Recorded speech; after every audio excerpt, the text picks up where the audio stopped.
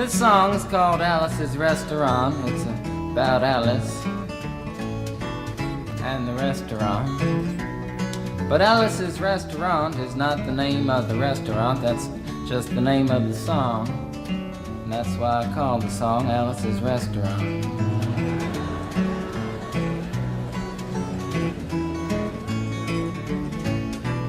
You can get anything you want at Alice's Restaurant.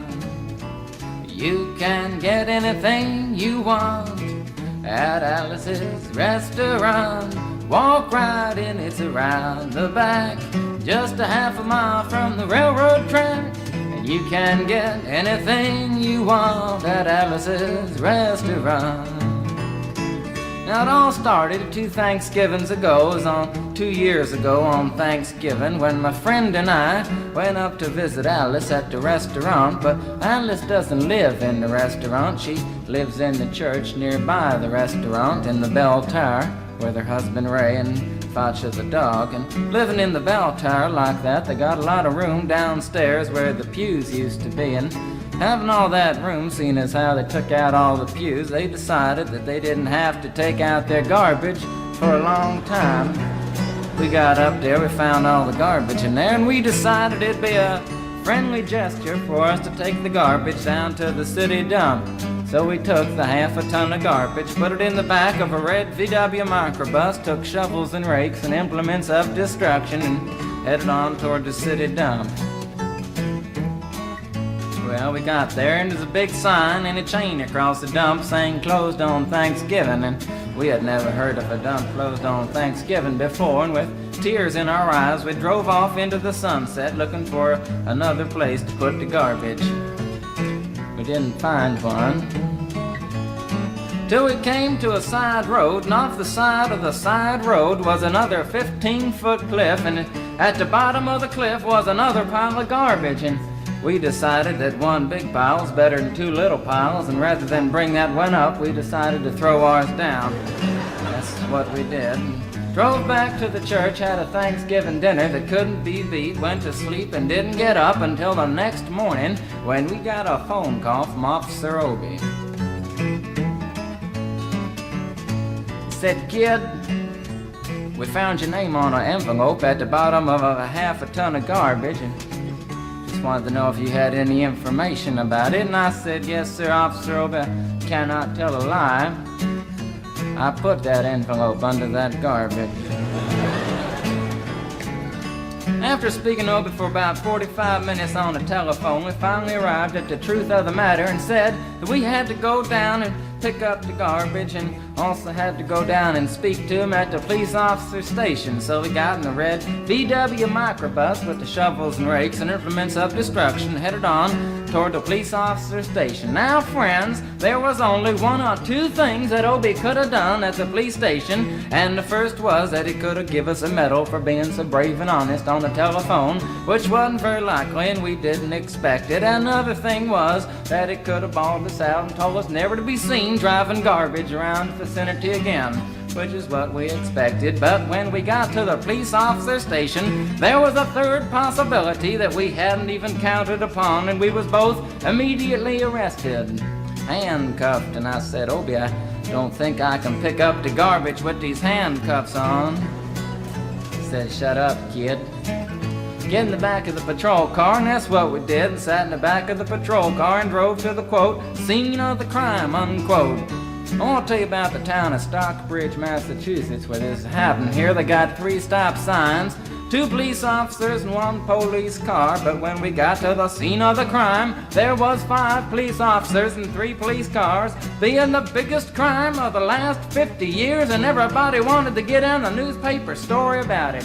And they was using up all kinds of cop equipment that they had hanging around the police officer station. They was taking plaster, tire track, footprints, dog-smelling prints, and they took 27 8x10 color glossy photographs with circles and arrows and a paragraph on the back of each one explaining what each one was to be used as evidence against us.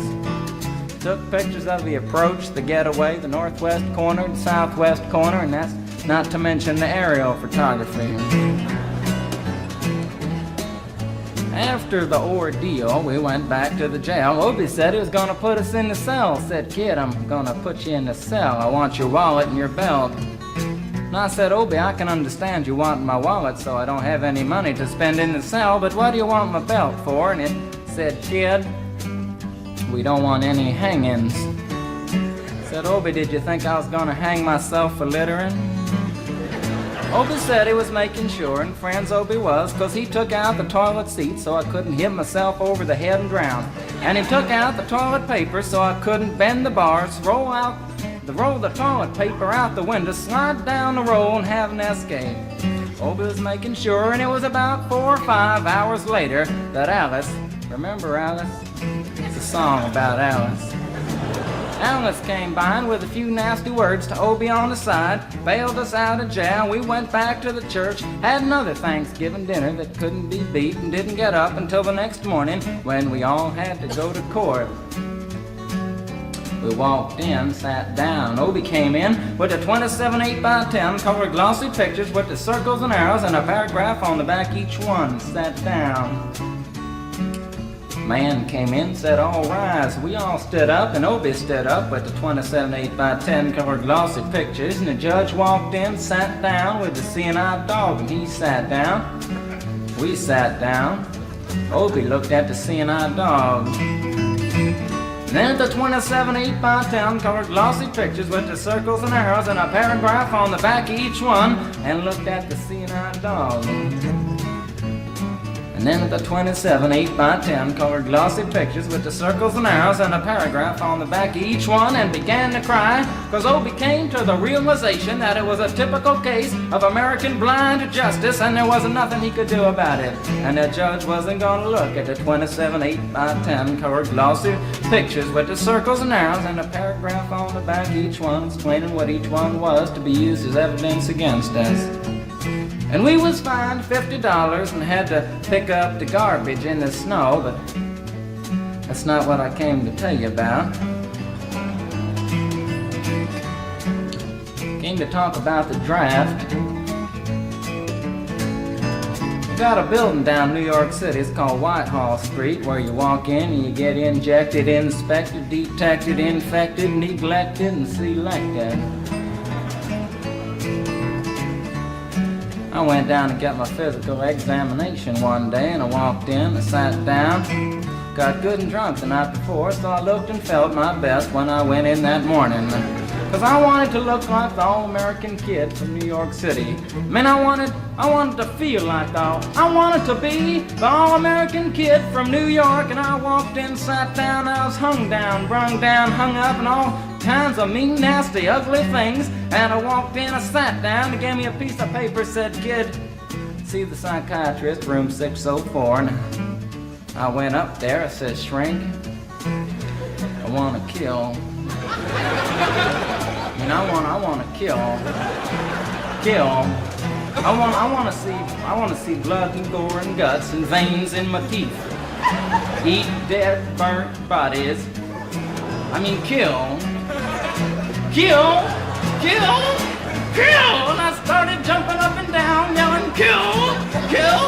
And it started jumping up and down with me, and we was both jumping up and down, yelling, kill! Kill!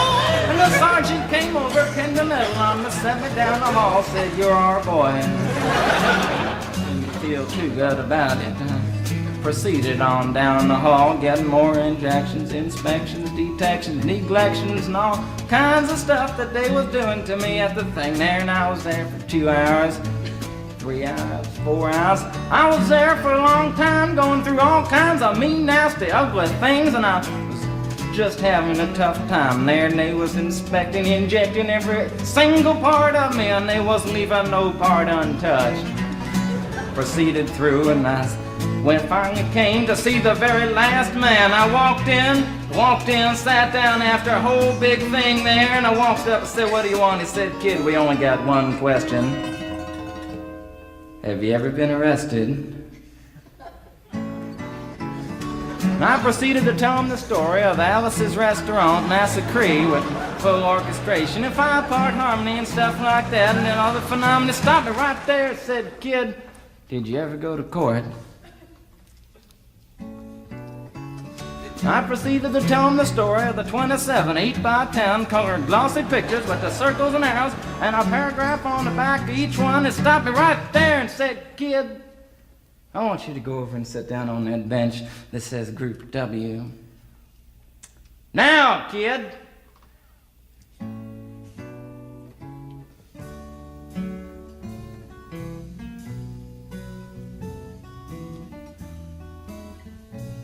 And I walked over to the bench there, and there's Group W is where they put you if you may not be moral enough to join the army after committing your special crime. And there was all kinds of mean, nasty, ugly-looking people on the bench there. Mother rapers, father stabbers, father rapers sitting right there on the bench next to me, and it was mean and nasty and ugly and horrible and crime-fighting guys are sitting there on the bench. And the meanest, ugliest, nastiest one, the meanest father raper of them all, was coming over to me, and he was mean and ugly and nasty and horrible and all kinds of things. And he sat down next to me and said, "Kid, what'd you get?" I said, "I didn't get nothing. I had to pay $50 and pick up the garbage." He said, "What were you arrested for, kid?" And I said, "Littering." And they all moved away from me on the bench there, the hairy eyeball and all kinds of mean, nasty things, till I said, "And creating a nuisance," and they all came back, shook my hand, and we had a great time on the bench talking about crime, mother stabbing, father raping, all kinds of groovy things that we was talking about on the bench. And everything was fine. We were smoking cigarettes and all kinds of things until the sergeant came over, had some paper in his hand, held it up and said, "Kids, this piece of paper's got 47 words, 37 sentences, 58 words. We want to know details of the crime, time, crime, and that kind of thing. You got to say pertaining about the crime. Want to know the rest of the officer's name, and that kind of thing. You got to say." And it talked for 45 minutes, and nobody understood a word that he said. But we had fun filling out the forms and playing with the pencils on the bench there. And I filled out the Massacre with the 4-part harmony and wrote it down there just like it was, and everything was fine. And I put down a pencil and I turned over the piece of paper, and there on the other side, in the middle of the other side, away from everything else on the other side, in parentheses, capital letters, quotated, read the following words: "Kid, you rehabilitated yourself." I went over to the sergeant and said, "Sergeant, you've got a lot of damn gall to ask me if I've rehabilitated myself. I'm sitting here on the bench. I'm sitting here on the Group W bench because you want to know if I'm moral enough to join the army, burn women, kids' houses, and villages after being a litter bug." He looked at me and said, "Kid, you don't like your kind. And we're going to send your fingerprints off to Washington, and friends, somewhere in Washington, enshrined in some little folder, is a study in black and white of my fingerprints. And the only reason I'm singing you the song now is because you may know somebody in a similar situation. Or you may be in a similar situation, and if you're in a situation like that, there's only one thing you can do, is walk into the shrink wherever you are. Just walk in and say, 'Shrink, you can get anything you want at Alice's restaurant,' and walk out. You know, if just one person does it, they may think he's really sick and they won't take him. And if two people do it in harmony, they think they're both faggots and they won't take either of them. And if 3 people do it, 3, can you imagine 3 people walking in, singing a bar, Alice's restaurant, and walking out? They may think it's an organization. And can you imagine 50 people a day? I said 50 people a day walking in, singing a bar, Alice's restaurant, and walking out. And friends, they may think it's a movement. And that's what it is. The Alice's Restaurant Anti-Massacre movement. And all you gotta do to join is to sing it the next time it comes around on the guitar with feeling. So we'll wait till it comes around on the guitar here. Sing it when it does.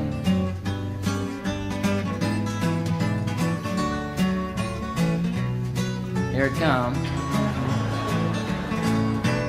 You can get anything you want at Alice's Restaurant.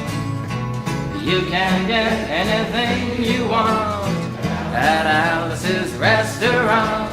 Walk right in, it's around the back, just a half a mile from the railroad track. And you can get anything you want at Alice's Restaurant. That was horrible. If you want to end war and stuff, you gotta sing loud. You could put a lot. I've been singing the song now for 25 minutes. I could sing it for another 25 minutes. I'm not proud or tired. So we'll wait till it comes around again, and this time with 4-part harmony and feeling. We're just waiting for it to come around is what we're doing.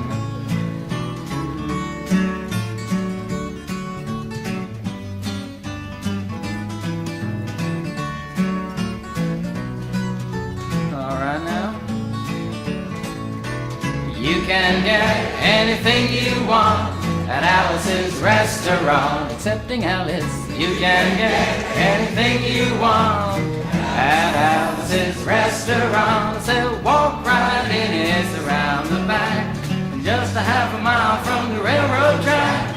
And you can get anything you want at Alice's Restaurant. Da da da da da da da. At Alice's